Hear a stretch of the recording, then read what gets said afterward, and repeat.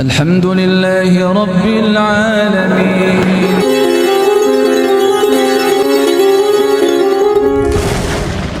Wahana latihan buat kita, bagaimana kita bisa mensyukuri segala sesuatu, baik yang zahirnya itu menyenangkan maupun yang zahirnya itu kurang menyenangkan. Kita berproses ke sana, kita berlatih berproses menjadi waliullah.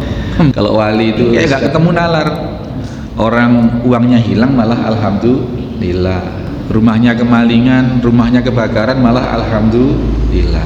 Tapi itulah hakikatnya.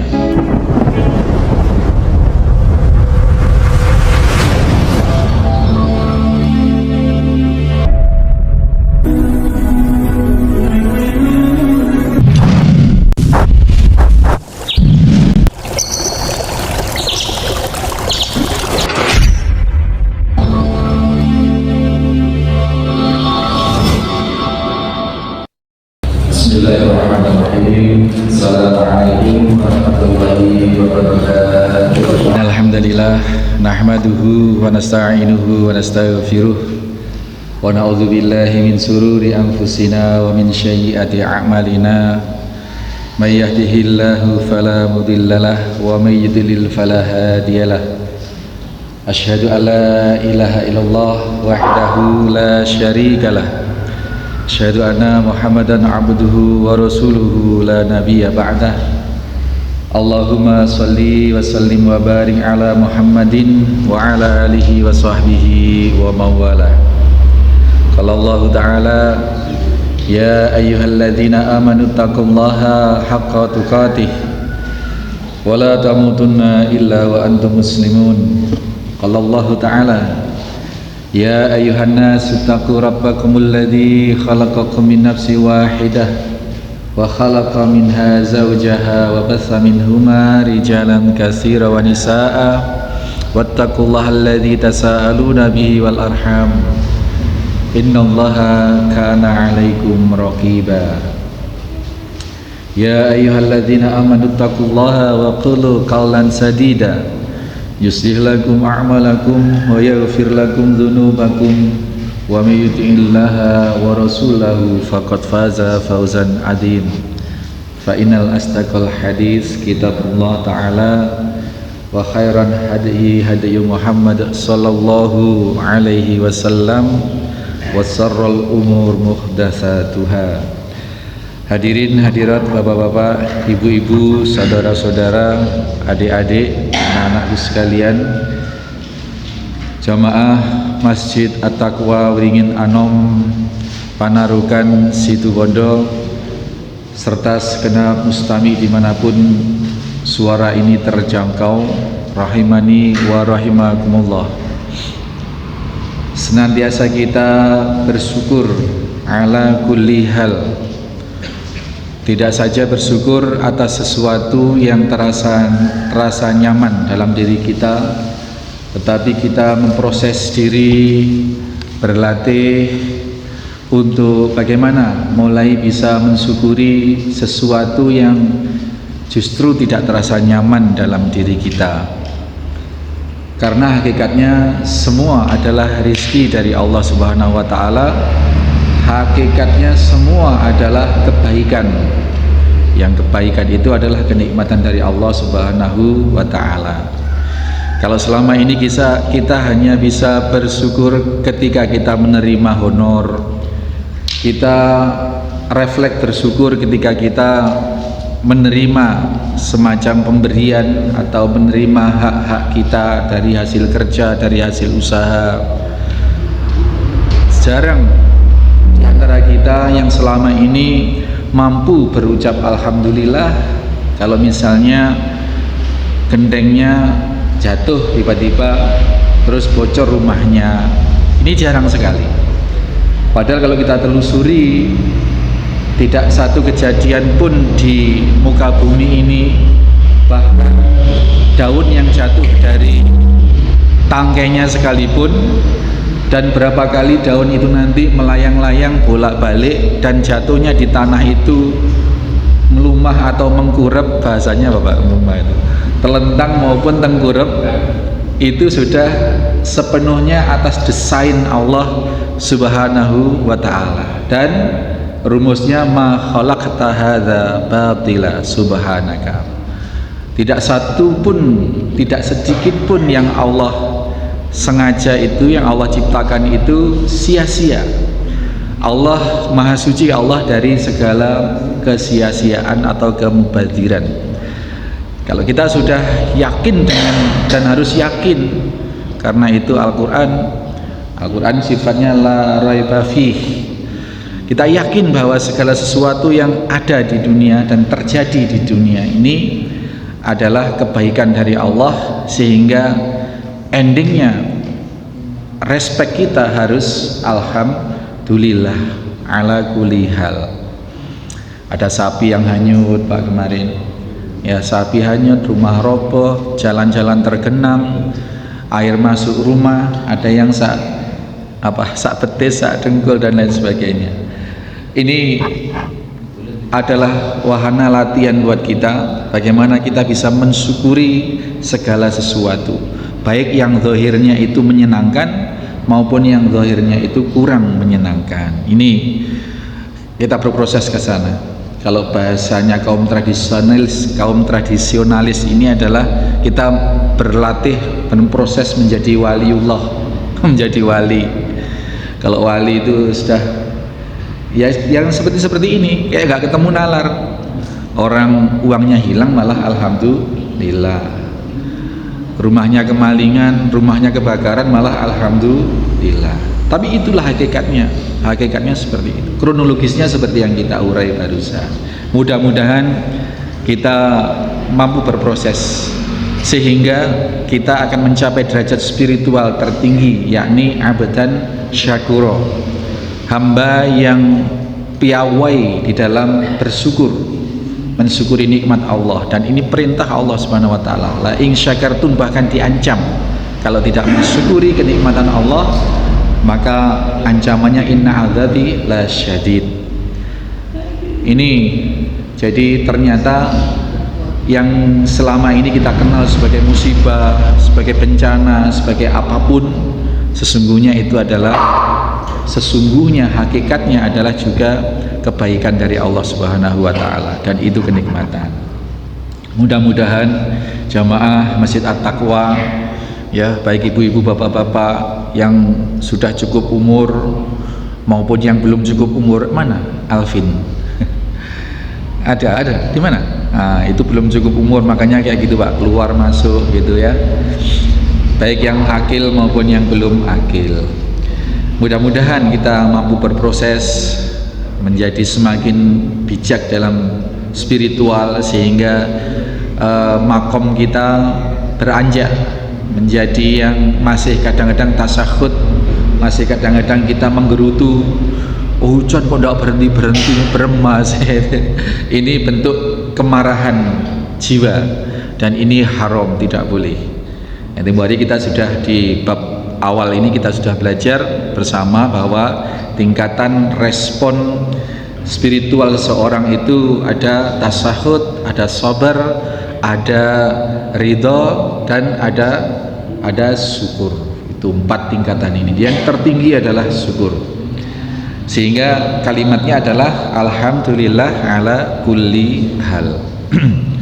Salawat serta salam masyarakat muslimin rahimani wa rahimakumullah senantiasa kita haturkan pada junjungan Nabi kita Muhammad sallallahu alaihi wasallam. Beliaulah yang telah mengenalkan seluruh kebaikan ini kepada kita semua, yang tertuang di dalam Al-Quranul Karim dan di dalam As-Sunnah beliau. Dan mudah-mudahan kita terbimbing oleh Allah Subhanahu wa taala untuk bisa menjadi bagian dari hamba-hamba Allah yang ihya'us sunnah, yang menghidup-hidupkan sunnah. Menghidupkan sunnah itu tidak sebatas kita menjalankan kesunahan-kesunahan Bapak Ibu sekalian, sholat fardu kemudian diikuti dengan sholat rawatib, itu sunnah, sunnah muakkadah ataupun yang ghairu muakkadah yang sudah lazim dilaksanakan, ini ya sunnah yang memang sangat-sangat ada yang sangat-sangat setengah wajib kita laksanakan, muakkadah, dan ada yang ghairu muakkadah. Tetapi bidang pembicaraan kita untuk Ihya'us Sunnah itu adalah bukan itu. Ihya'us Sunnah, menghidupkan sunnah, berarti ada sunnah-sunnah yang sudah nyaris tenggelam atau nyaris mati atau nyaris bahkan tidak dikenal oleh orang karena sedemikian ditinggalkan. Nah, kemudian ketika kita kemudian berinisiatif untuk melakukan kesunahan yang sudah mulai ditinggalkan orang, inilah yang disebut Ihya'us Sunnah. Barang siapa yang menghidupkan sunnahku, man ahya sunnati faqad ahabbi, maka sungguh dia mencintai aku, kata Nabi sallallahu alaihi wasallam. Faman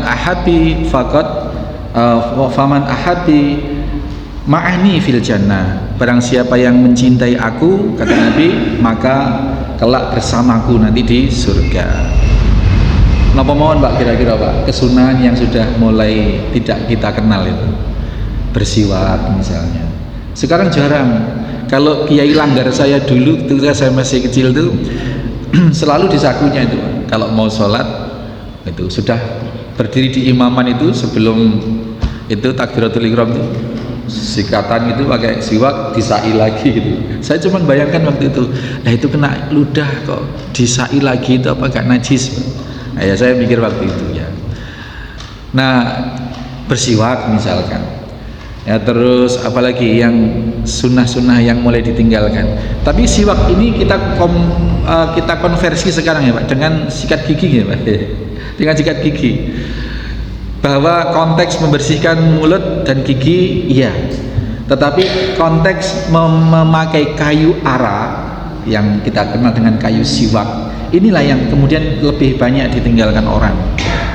Karena dari tinjauan medis dan lain sebagainya, kayu ara itu kalau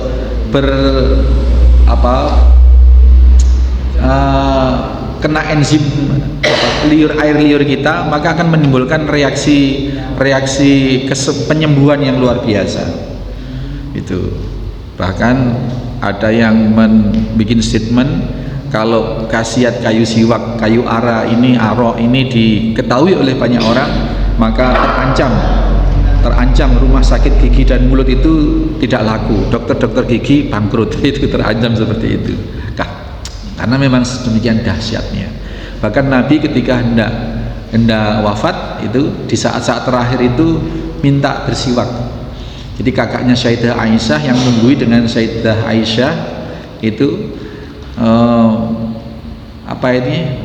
Nabi dengan isyarat mata itu melihat itu kayu arok siwak yang ada di saku kakanda Sayyidah Aisyah.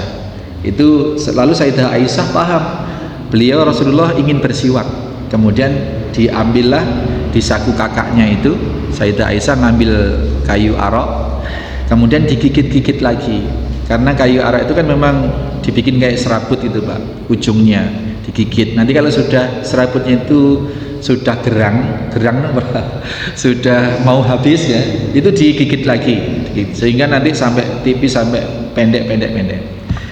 Oh, saya ngomong seperti ini harusnya tadi bawa banyak, tak hadiahkan, saya punya banyak sekali ya. Besok insya Allah bulan depan saya bawakan kayu arok itu. Terus kemudian baru telah digigit-gigit oleh Sayyidah Aisyah, pastinya basah kena ludahnya Sayyidah Aisyah, terus disiwakkan di lesan, di gigi Rasul, di mulut Rasulullah Sallallahu Alaihi Wasallam.